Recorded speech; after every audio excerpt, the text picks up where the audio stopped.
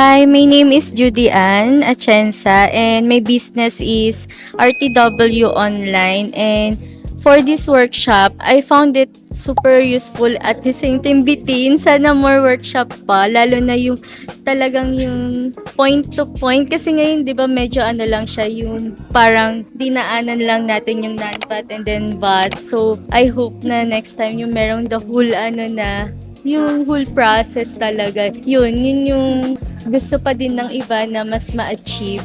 And today, ang galing ni sir. Yun lang. And the whole ano, saka ang dami pagkain. Parang kumain na lang kami. Pero ang dami namin naman natutunan. Ayun, yun yung good thing. So, yun lang.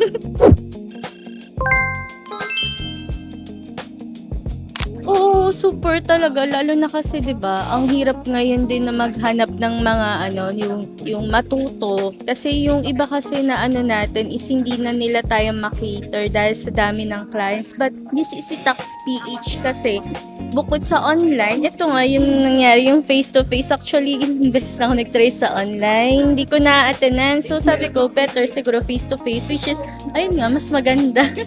Kung gusto mo pang matuto ng mga tax filing and bookkeeping training for non-VAT individuals, for VAT individual taxpayers, kung ikaw yung tipo na naghahanap ng learning material, learning guide, at nalilito ka saan ka mag-start sa tax filing, sa bookkeeping, sa business registration, Easy Tax PH is for you. Sumali ka lang dito sa Easy Tax PH Business Community at pagpasok mo dyan, i-click mo yung featured post, nandun yung complete details kung paano ka makaka-access. Mag-comment ka lang dyan below, guide, para ma-approve agad namin yung request mo.